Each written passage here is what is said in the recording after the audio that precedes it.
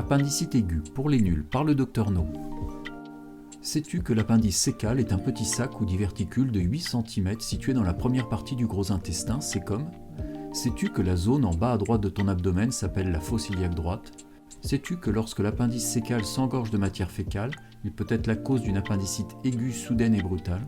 Sais-tu que cette infection touche surtout les enfants et les adolescents? Sais-tu que l'implantation de l'appendice est en général postéro-interne au cécum et à 3 cm en dessous de l'abouchement iléal? Sais-tu que la localisation de la douleur peut varier en fonction de l'orientation anatomique de l'appendice? On distingue alors 4 situations: la position rétrocécale dans 64%, la position pelvienne dans 32%, la position médiocécale dans 3%, la position sous-hépatique dans 1% des cas.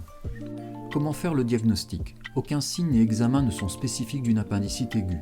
Le médecin doit donc au préalable mener un entretien précis en recherchant les symptômes suivants: la fièvre autour de 38, des nausées ou vomissements parfois bileux, une constipation et plus rarement une diarrhée, la perte d'appétit, la langue chargée ou saburale, l'absence de douleur similaire avant, une douleur initiale autour de ton ombilic qui évolue vers la fosse iliaque droite, une douleur de la fosse iliaque droite, un rebond douloureux à la palpation de la fosse iliaque droite, un signe du psoas côté droit, une défense abdominale, une contracture abdominale.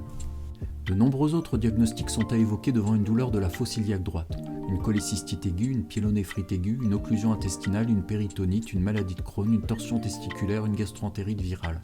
Chez les femmes, une salpingite, un kyste ovarien, une endométriose, une grossesse extra-utérine. L'examen clinique. À l'examen clinique, le médecin recherche à la palpation abdominale une défense abdominale, une contracture abdominale.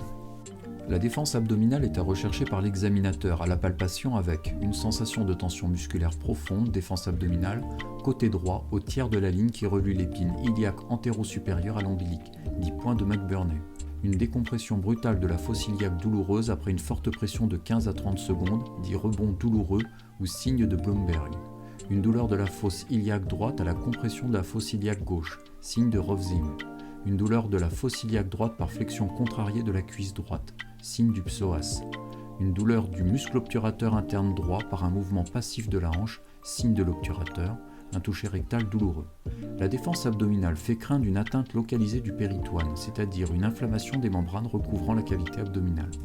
La contracture abdominale est à rechercher par l'examinateur. À la palpation abdominale, le ventre est de bois et ne peut être déprimé quelle que soit la pression exercée par la main de l'examinateur. La contracture abdominale est liée à un spasme réflexe involontaire des muscles de la paroi abdominale qui est douloureux et prolongé. Elle est le signe d'une atteinte péritonéale diffuse. Elle nécessite une opération urgente car on peut craindre une perforation de l'appendice, un abcès pelvien ou une péritonite. Les examens complémentaires. La prise de sang avec le dosage de la numération de la formule sanguine à la recherche d'une hyperleucocytose et la CRP qui peut être élevée. L'imagerie médicale est basée sur une démarche probabiliste lorsque le diagnostic reste trop incertain. L'échographie abdominale est l'examen de premier choix pour l'enfant et la femme enceinte. Le scanner abdominopelvien est plus performant que l'échographie, mais expose aux risques liés à l'irradiation.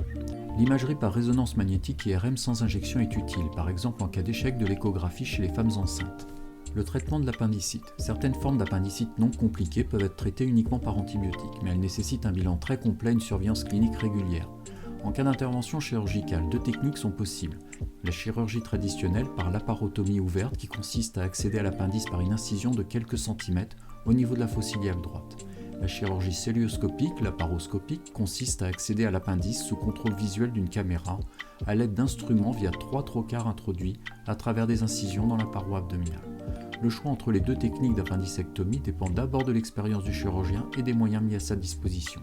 T'as aimé? Like et abonne-toi. T'as trouvé ça nul? Regarde les vidéos très sérieuses et documentées du Dr No, disponibles aussi sur YouTube.